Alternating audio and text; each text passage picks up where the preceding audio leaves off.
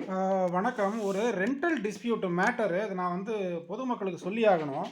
அதாவது என்ன சொல்றது?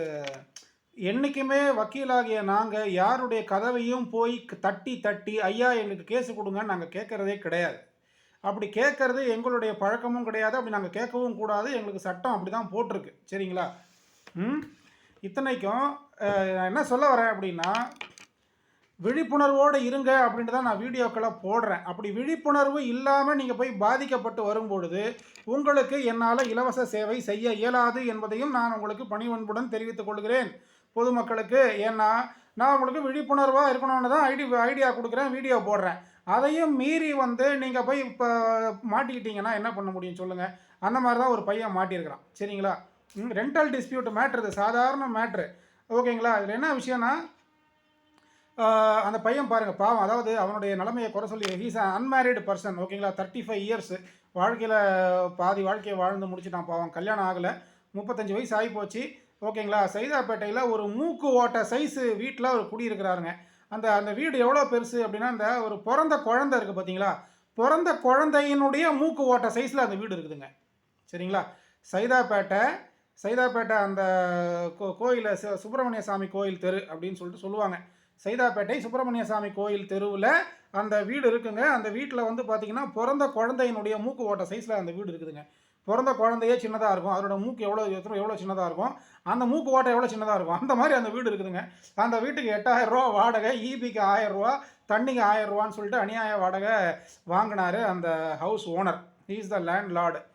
சரிங்களா? அவர் என்னென்னா, அது போல் இந்த மாதிரி மூக்கு ஓட்ட சைஸில் வீடு எங்களுக்கு 10 வீடு வச்சுருக்கேன் சார், நான் 6-7 வீட்டுக்கு வாடகை வாங்கிட்டு இருக்கேன் அப்படின்னு சொல்லிட்டு அவர் எப்படி வந்தார் அப்படின்னா, பார்த்தீங்கன்னா, அந்த பிஆர் சோப்ரா எடுத்த மகாபாரத்திற்கு பார்த்தீங்களா, 1980 வந்த பிஆர் 1980 பிஆர் சோப்ரா எடுத்த மகாபாரத்தில் வந்த பீமசேனா மாதிரி இருக்கிறார் அவர். நானும் 6 அடி இருக்கிறேன், பட் அவர் நம்மளை விட பயங்கரமாக இருக்கிறார். சரிங்களா? பார்த்தால் நானே மெர்சல் ஆகிட்டேன். வரும்போதே கூண்டாஸோட தான் வந்தார். சரிங்களா? என்ன மேட்ரு பாருங்கள். நான் அப்பயே சொல்கிறேன், நீ டெனண்ட், அதாவது டெனண்ட்டுன்றவங்க பார்த்தீங்கன்னா, நீங்கள் உங்களுடைய ரெண்ட்டை கேஷாக கொடுக்காதீங்க, ஜிபேயில் அனுப்புங்க. சொல்கிறேன், அதை கேட்குறது கிடையாது. அதுக்கப்புறம் அட்வான்ஸ் கொடுக்குறீங்களா, ஜிபே பண்ணுங்கள், செக்கு கொடுங்க. ஓகேங்களா? இன்டர்நெட் டிரான்சாக்ஷன் பண்ணுங்கள், நெஃப்ட் ட்ரான்ஸ்ஃபர் பண்ணுங்கள், டிடி எடுத்து கொடுங்க. நீங்கள் வாடகையை மாதம் கொடுக்குறீங்கன்னா அதுக்கு கேஷாக கொடுக்காதீங்க, நெஃப்ட் ட்ரான்ஸ்ஃபர் பண்ணுங்கள். அட்வான்ஸை நெஃப்ட் ட்ரான்ஸ்ஃபர் பண்ணுங்க அப்படின்ற, யாரும் அதை கேட்குறது கிடையாது. அதே போல் அக்ரிமெண்ட்டை கேட்டு வாங்குங்க அப்படின்ற, அதுவும் கேட்குறது கிடையாது. அப்போ நீங்கள் நல்லா இருக்கணும்னு ஐடியா சொல்கிறேன்னா, நீங்கள் நாசமாக போகணும்னு ஐடியா சொல்கிறேன்னா?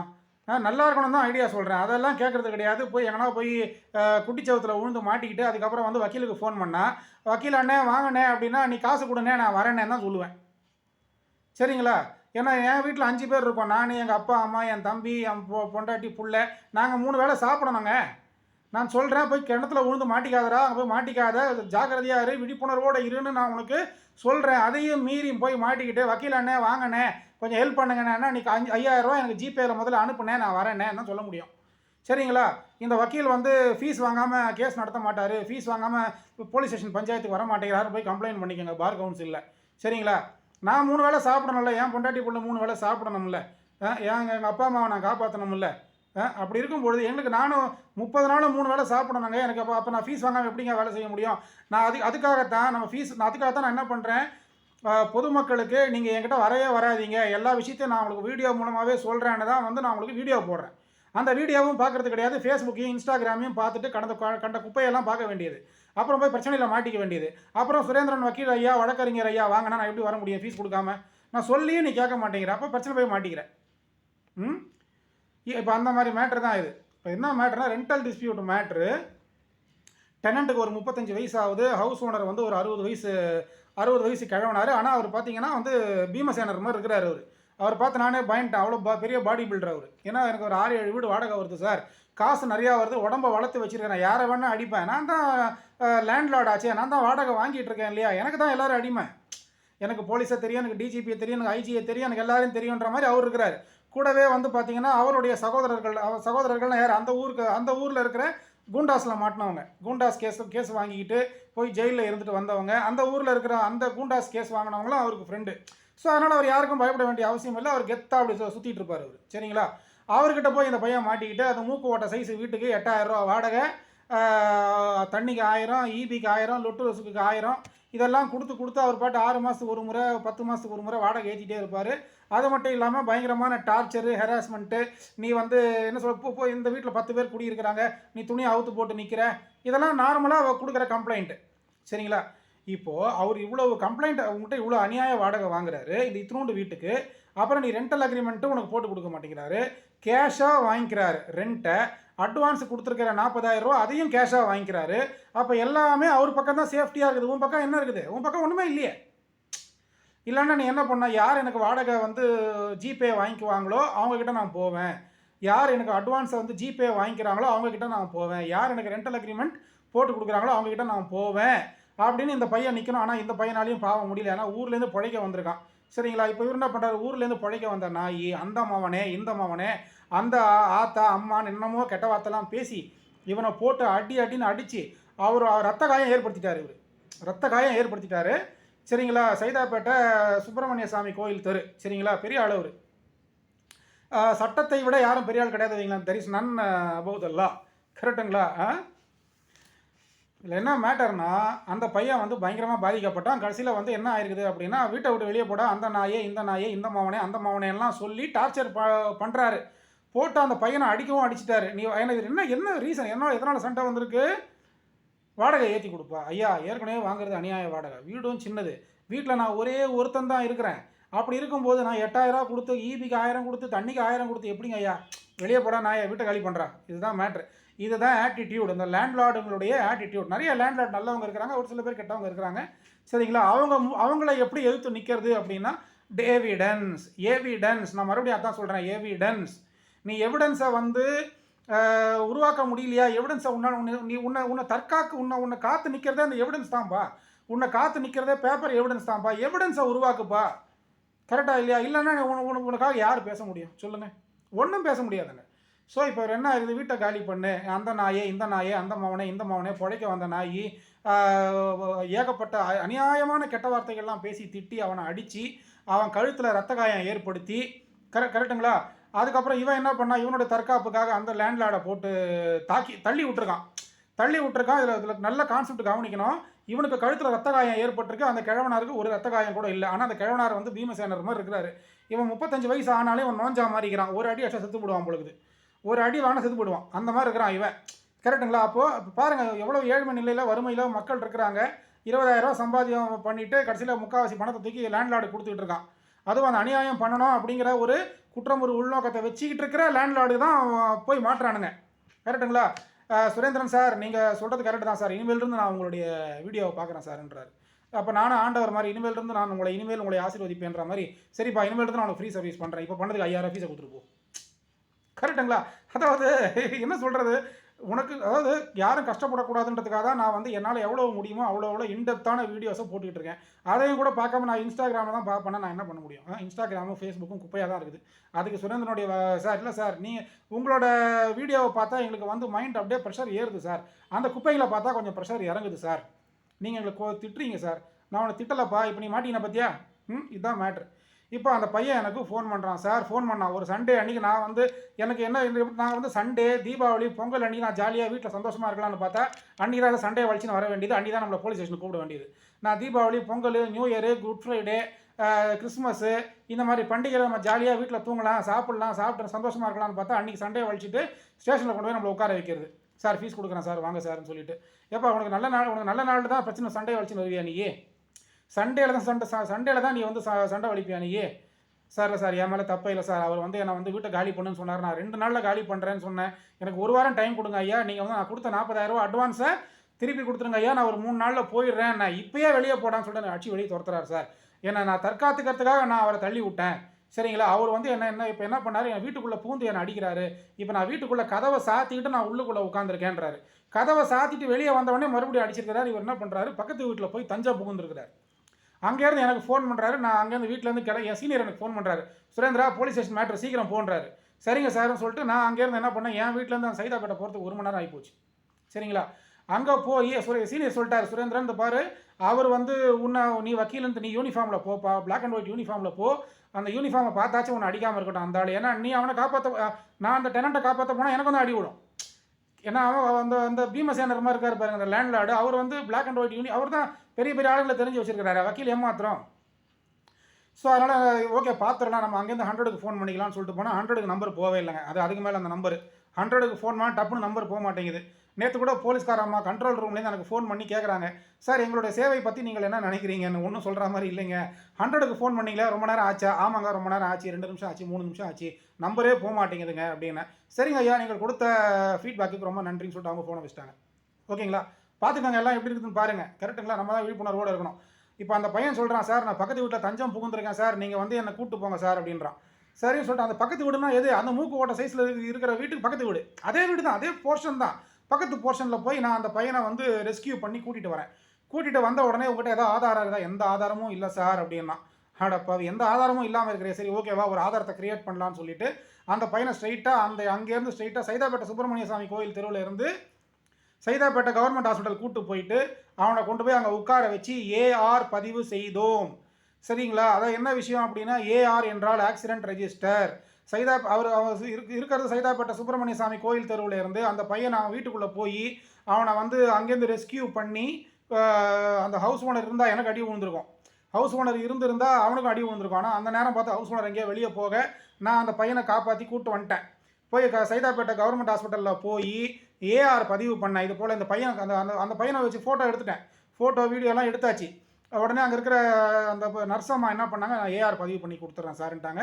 டாக்டர் ஏஆர் பதிவு பண்ணிட்டார். ஏஆர்னால் வேறு ஒன்றும் கிடையாது, ஆக்சிடென்ட் ரெஜிஸ்டர் அப்படின்னு சொல்லிட்டு ஒவ்வொரு கவர்மெண்ட் ஹாஸ்பிட்டல்லையும் இருக்கும். அந்த ஆக்சிடென்ட் ரெஜிஸ்டரில் பதிவு பண்ணிக்கிட்டு ஏஆர் நம்பரை மட்டும் நமக்கு கொடுப்பாங்க. ஒவ்வொரு கவர்மெண்ட் ஹாஸ்பிட்டல்லையும் ஏஆர்னு புக் இருக்கும், ஆக்சிடென்ட் ரெஜிஸ்டர். யார் அசால்ட்டுன்னு வாங்க, இது பேர் அசால்ட் கேஸ். கை வாங்கினாங்க, அடித்தாங்க, ரத்த காயம் ஏற்பட்டுச்சுன்னா அசால்ட் கேஸ்ன்னு சொல்லிட்டு எழுதுவாங்க. இந்த மாதிரி இந்த டேட்டில் இந்த நபர் வந்து இந்த ஆஸ்பத்திரிக்கு வந்தார், ஆக்சிடென்ட் ரெஜிஸ்டர் இதுதான், ஆக்சிடென்ட் ரெஜிஸ்டர் நம்பர் இதுதான் சொல்லிட்டு பதிவு பண்ணி கொடுப்பாங்க. அந்த நம்பரை எடுத்துக்கிட்டு ஓபி ஷீட்டை எடுத்துக்கிட்டு ஸ்ட்ரைட்டாக போலீஸ் ஸ்டேஷனுக்கு போன உடனே போலீஸ்காரர் அவனை கூப்பிட்டா, இப்போ இதில் என்ன மேட்ரு, நம்ம எவிடன்ஸை கிரியேட் பண்ணியிருக்கோம், அவனை அடித்தாருன்றதுக்கு ஆதாரம் இல்லை சரிங்களா, ஆனால் இந்த ரெண்டல் டிஸ்பியூட் ஏற்பட்டிருக்கு, இதனால் வந்து அவர் இவனை அடிச்சிருக்கிறாரு, அடித்ததுனால ரத்த காயம் ஏற்பட்டிருக்கு, இந்த காயத்துக்கு உண்டான ஏஆர் பதிவை கொண்டு போய் நம்ம ஸ்டேஷனில் கொடுத்ததுக்கப்புறம் இன்ஸ்பெக்டர் வந்து என்ன பண்ணிட்டாரு, ஆஹா நம்ம வந்து அந்த எஸ்ஐ என்ன பண்ணார், நல்ல எஸ்ஐ, அவர் என்ன பண்ணிட்டாரு, சரி சார் நீங்கள் ஏஆர் பதிவு பண்ணிட்டீங்க, நான் ஆக்ஷன் எடுக்காமல் இருக்க முடியாது, நான் ஆக்ஷன் எடுக்கிறேன்னு சொல்லிட்டு உடனே அந்த ஹவுஸ் ஓனரை கூப்பிட்டாருங்க. கூப்பிட்ட உடனே அந்த ஹவுஸ் ஓனர் வந்துட்ட உடனே ஹவுஸ் ஓனரை அழகாக எஸ்ஐ வந்து உட்கார வச்சு பேசினாருங்க. சூப்பருங்க, அது உட்கார வச்சு பேசினார். ஆக்சுவலி இந்த கேஸை பொறுத்த வரைக்கும் யார் அவர், அடி வாங்கினவன் நின்றுட்டு பேசுகிறான், அடி வாங்கினவனுக்காக நான் நின்றுக்கிட்டு பேசிகிட்டு இருக்கேன் அங்கே போலீஸ் ஸ்டேஷனில். அடித்தவர் பீமசேனர் மாதிரி இருக்கிறாரு, அவர் வந்த உடனே அந்த எஸ்ஐ உட்கார வச்சிட்டார். உட்கார்ந்து பேசுங்க ஐயா அப்படின்னு சொல்லிட்டு. பார்த்தீங்களா, இதுதான் வந்து ட்ரீட்மெண்ட் இன் போலீஸ் ஸ்டேஷன் வக்கீலுங்களுக்கும். ஏன்னா அவன் அடிச்சிருக்கிறான்னு சொல்லிட்டு நான் ஏஆர் பதிவு வாங்கிட்டு வந்திருக்கிறான், அக்யூஸ்ட், அவனை போய் உட்கார வைக்கலாமா, அவனை உட்கார வச்சு பேசிகிட்டு இருக்கிறாரு அந்த எஸ்ஐ. சரிங்களா, சரி அந்த எஸ்ஐ நான் டெய்லி தான் ஹைகோர்ட் ஆஃப் ஜுடிஷியரில் நான் டெய்லி தான் பார்க்குறேன். சரி விட்டேன் நான், சரி போங்க எனக்கு ஏதாவது கேஸ் நடந்தால் கேஸ் முடிஞ்சால் போதும், என்னோட மனுஷனுக்கு நியாயம் கிடைச்சா போதும்னு சொல்லிட்டு அங்கே போன உடனே அவர் என்ன அங்கே அந்த ஒரு வராரு, கூடவே 4 கூண்டாஸ்லாம் கூப்பிட்டு வராரு. கூண்டாஸ்லாம் அப்படி கெத்தாக அப்படி வராங்க. சரிங்களா, நம்ம வந்து அட்வொகேட்டாக இருக்கிறோம் கரெக்டுங்களா. அப்போ அப்படி அந்த பையன் சொல்கிறான், கூட இருக்கிற பையன் சொல்கிறான், சார் அவங்களாம் பெரிய பெரிய ரவுடிங்க சார், இருந்துட்டு போட்டோம்ப்பா, அவங்க என்ன பண்ணுறாங்கன்றதை பார்க்கலாம், நம்ம பல குண்டாஸை பார்த்துருக்குறோம், பல ரவுடிங்களை பார்க்குறோம், டெய்லி தான் பார்த்துக்கிட்டு இருக்கோம், என்ன தான் பண்ணுறாங்கன்னு பார்க்கலாம் அப்படின்னா உடனே அவர் என்ன சொன்னார், இவர் 40,000 கொடுக்கலங்க, 30,000 தான் கொடுத்தாரு. அப்போ என்ன ஆச்சு, 40,000 அட்வான்ஸ் கொடுக்கல, 30,000 தான் கொடுத்தாருன்னு உடனே அந்த 10,000 ரூபாய் கிடைக்காதுன்னு தெரிஞ்சு போச்சு. ஏன்னா அக்ரிமெண்ட்டே இல்லையே, அவர் ரெண்ட்டை வந்து கேஷாக வாங்குறாரு, அட்வான்ஸாக கேஷாக வாங்குறாரு, ரெண்டல் அக்ரிமெண்ட்டு போட்டு தரல. இதை 3மே அவன் சைடில் ஃபால்ட்டு, லேண்ட்லார்டு சைடில் ஃபால்ட்டு. 10ஆவதுக்கு இவன் அடிச்சிருக்கிறான், அடித்ததுக்கு ஆதாரம் கிடையாது. அப்போ அந்த ஆதாரத்தை கிரியேட் பண்ணது தான் இப்போ நம்ம பண்ண புத்திசாலித்தனம். ஸ்ட்ரைட்டாக அவரை கொண்டு போய் கவர்மெண்ட் ஹாஸ்பிட்டல் சைதாப்பேட்டில் உட்கார வச்சு ஏஆர் போட்டு கொண்டு வந்ததுனால தான் அந்த போலீஸ்காரரு அவனை கூப்பிட்டு அந்த லேண்ட்லார்டை கூப்பிட்டு ஒழுங்கு மரியாதை 30,000 எடுத்து கொடுன்னு சொல்லி 30,000 உடனே வாங்கி கொடுத்து வீட்டை காலி பண்ண வச்சோம். இப்போ நம்ம ஏஆரை போட்டுட்டு நான் ஏஆர் போடாமல் போயிருந்தால் என்ன ஆயிருக்கும், அடிக்கடி நடக்கவே இல்லை, இந்த பையன் எங்கேயோ போய் கீழே விழுந்து வாரிக்கிட்ட வந்து இவர் மேலே குறை சொல்கிறான். நான் ஏஆரே போடலைன்னா என்ன ஆகும், இவங்க 2 பேருக்குள்ள சண்டையே நடக்கலை, சண்டை நடந்ததுக்கு எந்த ஆதாரமும் இல்லை, ஏஆர் பதிவு இல்லை, ஏஆர் பதிவு இருந்திருந்தால் நான் இவர் மேலே ஆக்ஷன் எடுத்திருப்பேன் அப்படின்னு அந்த போலீஸ்காரர் சொல்லியிருப்பார். இப்போ நான் ஏஆரோட போன உடனே என்ன ஆகி போச்சு, இப்போ நாங்கள் போனதுக்கப்புறம் அந்த போலீஸ்காரர் என்ன பண்ணுவார், உன் மேலே எஃப்ஐஆர் போட்டு ரிமாண்ட் பண்ணுவேன், உன் மேலே என்ன வேணால் கேஸை போடுவேன், கரெக்டா இல்லையா? ஏஆர் பதிவாயிருக்கு, அவன் லீகலாக போவாங்க, அதனால் ஒழுங்கு மரியாதை காசை கொடுத்துருன்னு சொல்லிட்டு காசை வந்து மிரட்டி இதுதான் இப்போ இந்த ஏஆர் போட்ட உடனே என்ன ஆகி போச்சு சார். நான் என்ன சொல்லிட்டேன் சார், ஏஆர் போட்டாச்சு, நீங்கள் சிஎஸ்ஆர் போடுங்க, நீங்கள் எஃப்ஐஆர் போடுங்க. என்கிட்ட நான் வந்து சிஆர்பிசி 200 நான் வந்து என்ன பண்ணுறேன், நான் சிஆர்பிசி 482 டைரக்ஷன் கூட நான் வாங்குறேன். அவனை உள்ளதெல்லாம் விடக்கூடாது, ஏஆர் பதிவு என்கிட்ட இருக்குது, அவன் மேலே எஃப்ஐஆர் போட்டே ஆகணும். நம்ம வந்து ப்ரெஷர் பண்ணதுனால தான் என்ன ஆகுது சார், அதெல்லாம் வேணாம் சார், நான் காசு கொடுத்துறேன்னு சொல்லிட்டு கொடுத்துட்டாரு அந்த ஹவுஸ் ஓனர். இதற்கு மத்தியில் என்ன தகவல் அப்படின்னா, அந்த ஹவுஸ் ஓனர் வந்து அவருடைய குழந்தைய இழந்துட்டாரு, குழந்தை அவருடைய புள்ள செத்து போச்சுன்ற ஒரு தகவலை நான் கேள்விப்பட்டேன். அது ஆத்தென்டிக் இன்ஃபர்மேஷனாக என்னன்னு நமக்கு தெரியலைங்க. இதில் என்ன மேட்ரு அப்படின்னா, அடித்தவன் கூண்டாஸோட வரான் போலீஸ் ஸ்டேஷனுக்கு, அடி வாங்கினவன் வெத்தா நிற்கிறான், அடி வாங்கினவனுக்காக பரிந்து பேச போன வக்கீல நின்றுக்கிட்டு பேசுகிறான். அடித்தவன் பீமசேனா மாதிரி இருக்கிற ஆள் கெத்தா திமிரா போலீஸ் ஸ்டேஷனில் நடந்து வந்து போலீஸ் ஸ்டேஷனில் உட்கார்ந்து பேசுகிறான். போலீஸ்காரர் அக்யூஸ்டாக உட்கார வைக்கிறாரு சைதாப்பேட்டை ஸ்டேஷனில். சரிங்களா, பார்த்துக்கங்க, இதுதான் சூழ்நிலை இன்னைக்கு. சரிங்களா, ஆகையினால இதில் நீங்கள் என்ன பண்ணுறீங்க அப்படின்னா, இனிமேல் இருந்து உங்களுடைய ஹவுஸ் ஓனர்கிட்ட ரெண்ட்டை நான் ஜிபேல தான் கொடுப்பேன், நான் இனிமேல் ரெண்ட்டை வந்து ஜிபேல தான் கொடுப்பேன், நான் கேஷாக கொடுக்க மாட்டேன்.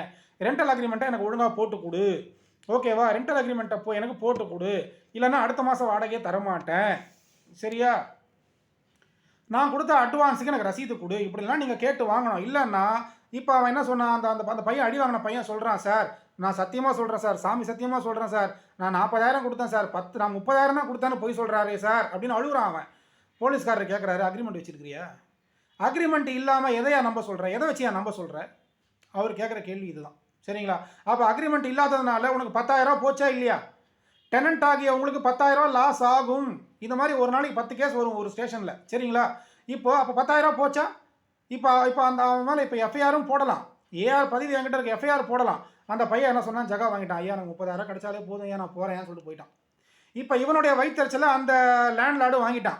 மேலே இருக்கிற ஆண்டவர் சும்மா இருக்க மாட்டார். சரிங்களா, இவனை விட பெரிய பலசாலியை கொண்டு வந்து அங்கே உட்கார வச்சு அவனை கொட்டுவார் ஆண்டவர். அது கலிகாலத்தில் கை மேலே பலன் விட்டுருங்க, அதை ஆண்டவர் பார்த்துக்கிட்டான், ஓகேவா? ஆனால் நீங்கள் 10,000 டெனண்ட்டு, நீ 10,000 இடந்தியா இல்லையா? நான் என்ன சொன்னேன், ஜிபேல நீ அவன் எவ்வளோ சேஃப்டியாக இருக்கான் பாருங்க. அப்போ நீ எவ்வளோ புத்திசாலித்தனமாக இருக்கணும், நீ முட்டாள்தனமாக இருந்தியா? இப்போ அவன் 10,000 போச்சா? போலீஸ்காரங்க என்ன ஆக்ஷன் எடுத்தாங்க, எஃப்ஐஆர் போட்டாங்களா? இல்லை, அங்கே அடித்தடி புரியுது. அதாவது நான் எஃப்ஐஆர் போடுன்னு கூட நான் சொல்லலை, ஆனால் அந்த அக்யூஸ்டை அடித்தான் பாரு, பீமசேனா மாதிரி இருந்த லேண்ட்லார்டு 60 வயசுக்காரன், அவனை நீ உட்கார வச்சு பேசின பற்றியா? அதுதான் எனக்கு வருத்தம். ஒரு அட்வொகேட்டு நான் நின்றுக்கிட்டு பேசிகிட்டு இருக்கேன், சரிங்களா, அவர் வந்து அங்கே அக்யூஸ்டை வந்து நிற்க வச்சு பேசுகிறாரு அந்த போலீஸ்காரர். அதுதான் எனக்கு மன வருத்தம். இத்தனைக்கு நான் அவரை டெய்லி அங்கே ஹைகோர்ட்டில் பார்க்குறேன், ஹைகோர்ட் ஆஃப் ஜூடிகேச்சரில் நான் பார்க்குறேன் டெய்லி அவரை. சரி, ஓகே, இதை நான் எதுக்கு நான் சொல்கிறேன் அப்படின்னா, மனுஷங்க ஒருத்தன் மதிக்கிறது கிடையாது, ஒருத்தன் சுரண்டி திங்கணும், ஒருத்தனுடைய ரத்தத்தை உறிஞ்சி சாப்பிடணும்னு நினைக்கிறான். அப்போது அந்த நேரத்தில் உங்களை காப்பாற்றுறது பேப்பர் எவிடன்ஸ், கரெக்டுங்களா? அந்த பேப்பர் எவிடன்ஸ் இல்லாமல் நீங்கள் இருந்தீங்கன்னா வாழ்கிறதே வேஸ்ட்டு. சரிங்களா, ஸோ அந்த பேப்பர் எவிடன்ஸை வந்து நீங்கள் இது பண்ண பாருங்கள். சரிங்களா, அவன் அவ்வளோ கெட்ட வார்த்தை, அதாவது இப்போ இப்போ அந்த பையன் மட்டும் ஸ்ட்ராங்காக இருந்திருந்தா வைங்களா, நான் என்னுடைய வக்கீல் பட்டாளத்தை கூப்பிட்டுருப்பேன். நான் ஃபோன் பண்ணி கூப்பிட்டேன்னா ஒரு 10-20 அட்வொகேட்ஸுங்க வந்துருவாங்க. சரிங்களா, அவனை கெட்ட வார்த்தை பேசியிருக்கான், அடிச்சிருக்கிறான், ஏஆர் பதிவு இருக்குது, சிஎஸ்ஆர் வாங்கியிருக்கிறான், எஃப்ஐஆர் போடுங்கன்னு சொல்லிட்டு ஒரு பிரச்சனை பண்ணியிருக்கலாம். அந்த கூண்டாஸுங்கெல்லாம் அவனை சுற்றி வந்தவங்க ஒரு 4 கூண்டாஸ், அவனுங்க அப்படியே என்ன மேலேயும் கீழையும் பார்க்குறானுங்க. சரிங்களா, எத்தனையோ கூண்டாஸை டெய்லி தான் பார்த்துக்கிட்டு இருக்கேன், எக்மோர் கோர்ட்லையும் சைதாப்பேட்டை கோர்ட்லையும். எனக்கு இது புதுசு கிடையாது. இவனுங்க மிரட்டி நான் வந்து என்னோட வக்கீல் தொழிலை விட்டு நான் போயிட போகிறேன்னா கிடையாது. சரிங்களா, அதனால் அதாவது பாருங்கள், அந்த கூண்டாஸுங்க வந்து நம்மளை குறுன்னு பார்க்குறாங்க. அந்த பையன் சொல்கிறான், சார் நீங்கள் மட்டும் இல்லைன்னா அந்த கூண்டாஸே நான் அடிச்சு காலி பண்ணுவாங்க சார். என்னடா நீ என்ன பெரிய மயிரா நீயே, நீ என்ன அப்படி பண்ணீங்கன்னா பெரிய கூந்தலா நீ என்ன அவ்வளோ பெரிய கூந்தலா, உன்னை காலி பண்ணுறேன் பாருன்னு சொல்லிட்டு என்ன வேணால் பண்ணுவாங்க சார். நீங்கள் வந்ததுனால நான் தப்பிச்சேன் சார், இல்லைனா என்னை காலி பண்ணிருப்பாங்க, என்ன அங்கேயே அடிப்பாங்க சார், அடிச்சிருப்பாங்க சார். புரியுதுங்களா? இப்போ தெரியுதா வக்கீலோட வேல்யூ என்னன்னு சொல்லிட்டு? இப்போ கூட நான் சொல்கிறேன், நம்ம அந்த பேர் என்ன, அந்த கூந்தல் மயிருன்ற வார்த்தையை வந்து நான் யூஸ் பண்ணேன்றதுக்காக உடனே வந்து வீடியோ எவிடன்ஸ் இருக்குது, 294B போடுறதுனா போட்டுக்கோங்க, பிரச்சனை கிடையாது. நான் கோர்ட்டில் பார்த்து பேசிக்கிறேன், அதை பற்றி மேட்ரு கிடையாது. மயிருன்றது சுத்த தமிழ், ஓகேங்களா?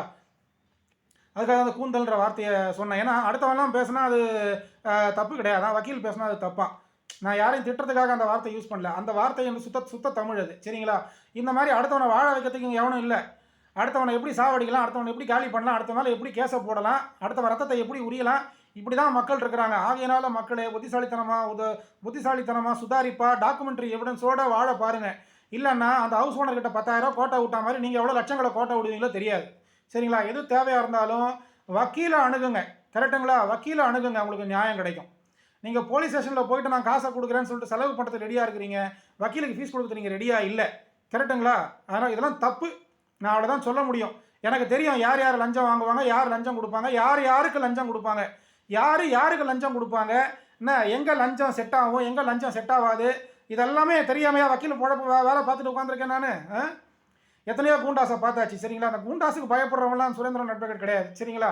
அதனால் எத்தனையோ டெய்லி தான் எக்மோர் கோர்ட்டுக்கு போயிட்டுருக்கேன், டெய்லி தான் சைதாப்பேட்டை கோர்ட்டுக்கு போயிட்டுருக்கேன். சரிங்களா? அதனால் வந்து ஒன்றும் சொல்கிறது, எத்தனையோ கூண்டாசை பார்த்தாச்சு. சரிங்களா? அதனால் வந்து அவங்கவுங்க கேர்ஃபுல்லாக இருந்துக்கோங்க. சரி, ஓகே, நன்றி, பை, தேங்க்யூ, வணக்கம். அடுத்த வீடியோவில் சந்திப்போம். ஸோ ரெண்டல் டிஸ்பியூட் ஒரு சாதாரண விஷயம். அதாவது ஒரு ஹவுஸ் ஓனருக்கு வந்து ஒரு பையனை அடிக்கிற அளவுக்கு தைரியம் இருக்குதுன்னா என்ன அர்த்தம்? பணம் கொடுக்குற தைரியம், பணம் கொடுக்குற தைரியம். கரெக்டுங்களா? ஸோ அதனால தான் அவங்க அவ்வளோ தப்பு பண்ணுறாங்க. எந்த ஒரு பிரச்சனையாக இருந்தாலும் வழக்கறிஞர்களை கான்டாக்ட் பண்ணுங்க. புரியுதுங்களா? என்ன கான்டாக்ட் பண்ணுங்கன்னு நான் சொல்லவே இல்லை. உங்கள் பக்கத்தில் எந்த வக்கீல் இருக்காங்களோ வக்கீலை பார்த்தீங்கனாலே வணக்கம் சொல்லுங்கள். அந்த வக்கீல்கள் நாளைக்கு உங்களுக்கு உதவி செய்வாங்க. காசு பணம் வாங்காமல் உதவி செய்கிறவங்க ஒரே வக்கீல் ஒருத்தன் தான். சரிங்களா? நீங்கள் நல்லபடியாக அன்பாக மரியாதையாக பேசுனீங்கன்னா வக்கீல் காசே வாங்க உங்களுக்கு ஹெல்ப் பண்ணிட்டு போவான். அவன் தான் வக்கீல். புரியுதுங்களா? அதனால் வக்கீலை குறை சொல்கிறத முதல்ல நிறுத்துங்க. Okay, thank you, by.